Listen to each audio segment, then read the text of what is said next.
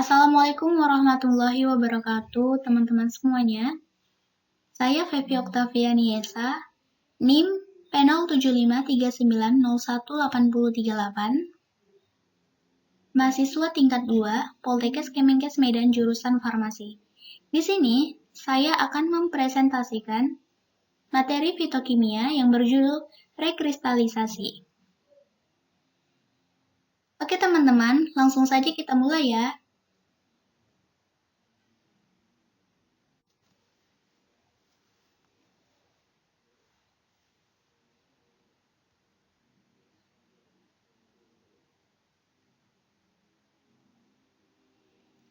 Baik teman-teman, jadi rekristalisasi itu merupakan teknik pemurnian yang didasarkan pada perbedaan kelarutannya dalam keadaan panas atau dingin dalam pelarut. Teknik ini sangat umum digunakan. Prinsipnya, pembentukan kristal kembali dilakukan dengan pendinginan larutan hingga dicapai keadaan jenuh. Tahap awal, melarutkan senyawa yang akan dimurnikan dalam pelarut dalam keadaan panas sehingga diperoleh larutan jernih. Kemudian tahap selanjutnya, didinginkan sehingga terbentuk kristal lalu disaring.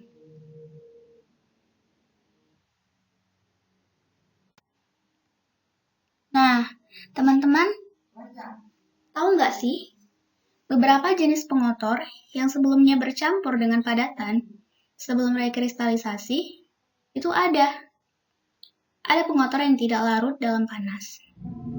Solusinya dapat dihilangkan dengan penyaringan larutan dalam keadaan panas. Kemudian ada pengotor yang larut dalam pelarut panas, dan dia tetap tinggal sebagian dalam pelarut yang sudah dingin.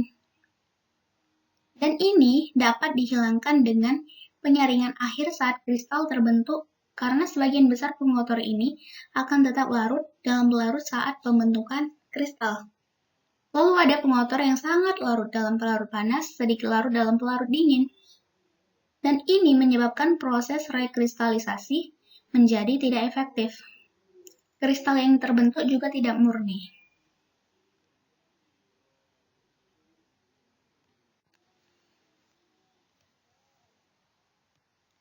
Baik teman-teman semua, di sini ada kriteria pelarut untuk rekristalisasi. Yang pertama, pelarut tidak mengadakan reaksi kimia padatan yang akan dimurnikan. Yang kedua, dalam keadaan panas, kelarutan padatan harus lebih tinggi dan harus lebih rendah dalam keadaan dingin daripada kelarutan pelarutnya. Yang ketiga, pengotor organik harus larut dalam pelarut dalam keadaan dingin, sehingga pengotor akan tetap tinggal dalam larutan pada saat pembentukan kristal. Yang keempat, pengotor anorganik tidak larut dalam pelarut meskipun dalam keadaan panas, sehingga apa teman-teman? Dapat dipisahkan dengan jalan menyaring larutan dalam keadaan panas. Lalu, kriteria selanjutnya, titik didih larutan harus lebih rendah daripada titik didih padatan. Dan yang terakhir, pilihlah pelarut yang tidak toksik dan mudah terbakar. Ini sangat penting, teman-teman.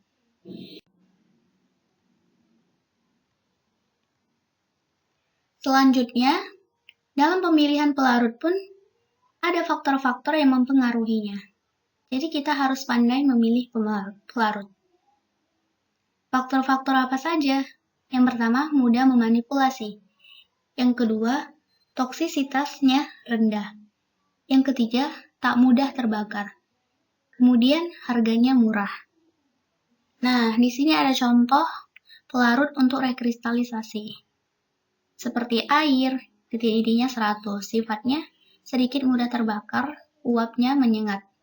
Asam asetat, titik didih 118, mudah terbakar, dan lainnya.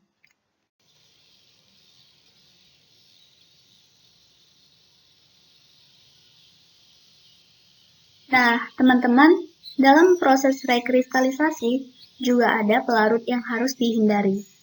Contohnya ether. Ether harus dihindari karena mudah terbakar, mudah menempel pada dinding gelas, terjadi pengendapan saat penguapan. Kemudian ada karbodisulfid atau CS2 Tidak digunakan karena mempunyai titik bersinar rendah yang berbahaya dan membentuk campuran yang sangat eksplosif dengan air. Eksplosif itu artinya mudah meledak. Kemudian ada benzen. Benzen memiliki toksisitas yang tinggi dan bersifat karsinogenik. Oleh karena itu, pelarut di atas dapat diganti dengan toluena atau sikloheksena.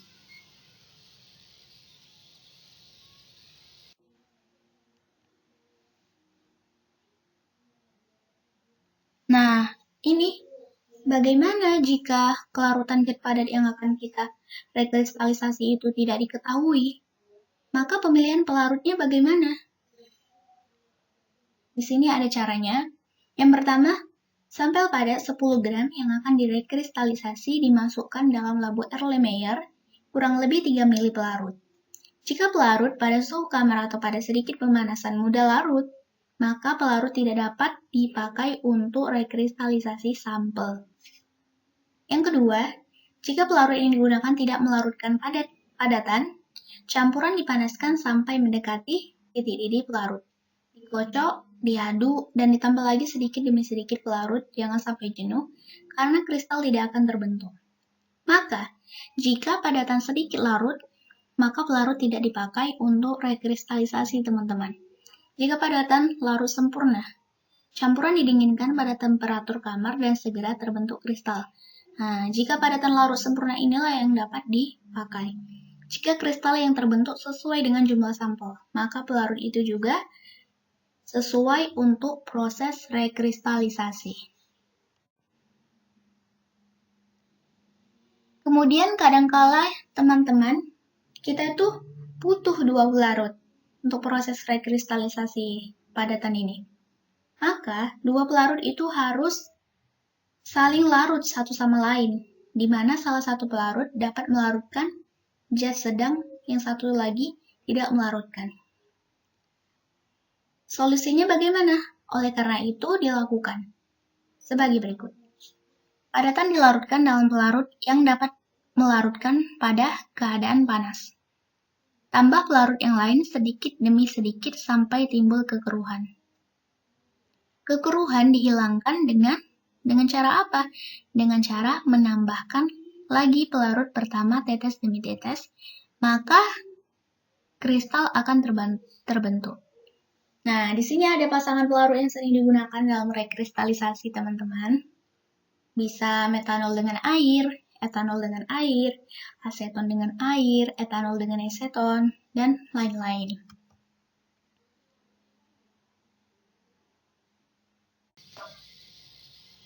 Hasil rekristalisasi akan memberikan hasil yang memuaskan bila suatu kristal sangat larut dalam satu pelarut dan sangat tak larut dalam pelarut lain. Kemudian, bila campuran pelarut atau pasangan pelarut bisa digunakan dengan hasil yang bagus, di mana pelarut tersebut bercampur dengan sempurna. Kemudian, rekristalisasi dengan pelarut campuran mempunyai titik didih campuran yang dekat.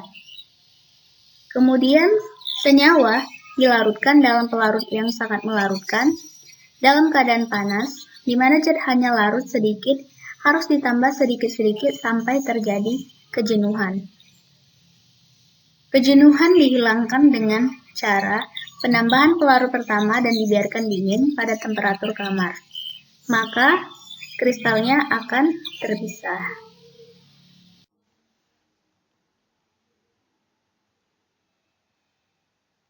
Apa-apa saja yang mempengaruhi kualitas kristal?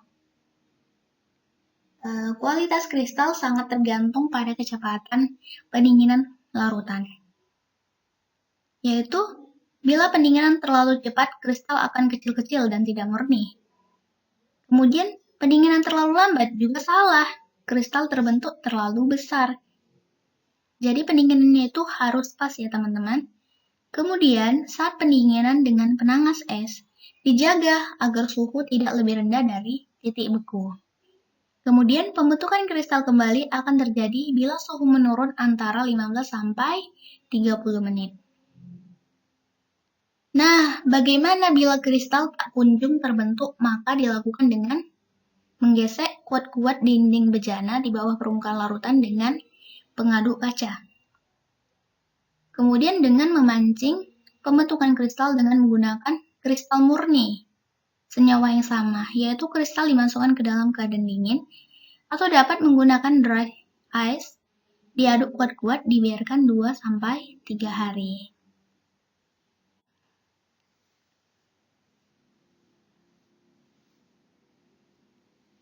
Ada masalah dalam melakukan proses rekristalisasi. Salah satunya, pengotor organik dapat larut dalam pelarut mendidih sehingga kristal menjadi berwarna. Nah, solusinya bagaimana? Hal ini dapat dipisahkan dengan penyaringan sederhana dengan mendidihkan zat dalam larutan tambah sedikit arang aktif selama 5-10 menit, kemudian larutan disaring dalam keadaan panas. Fungsi karbon aktif ini untuk absorpsi pengotor berwarna tersebut dan akan membuat terjadinya kristal murni. Oke teman-teman semuanya, di sini ada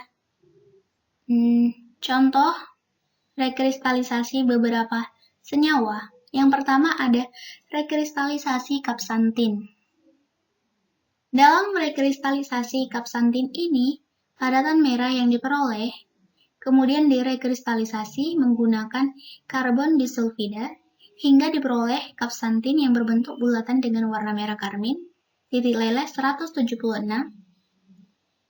Jika digunakan petroleum ether sebagai pelarut, maka diperoleh kristal berbentuk jarum.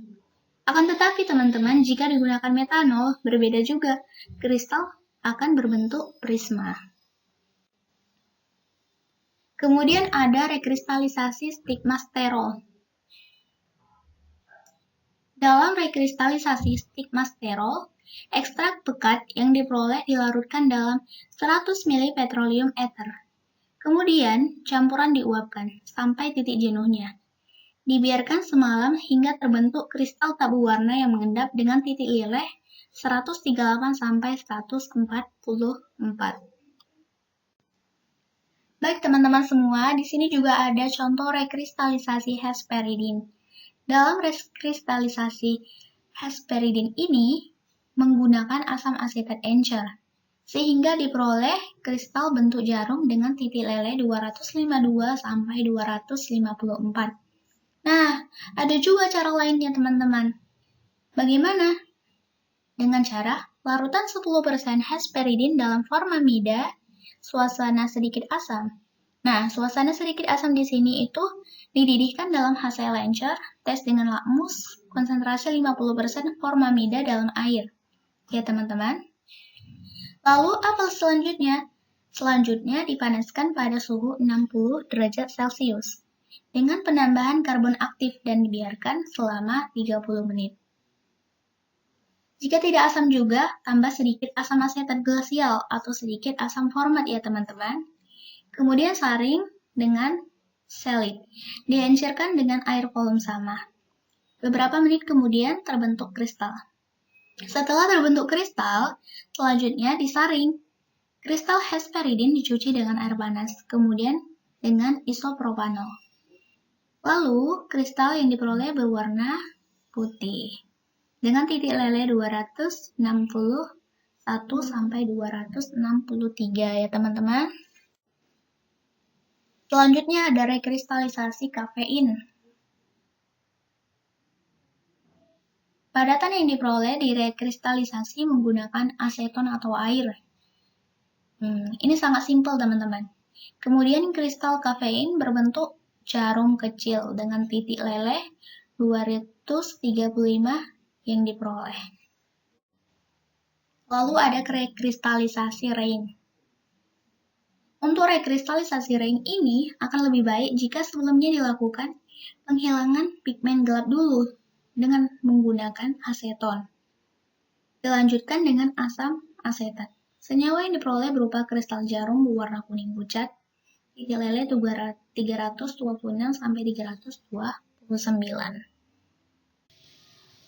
Oke teman-teman, itu saja dari saya. Jika terdapat kesalahan, Saya mohon kritik dan sarannya. Jika terdapat pertanyaan, mohon tulis di komentar. Kurang lebih saya mohon maaf. Assalamualaikum warahmatullahi wabarakatuh.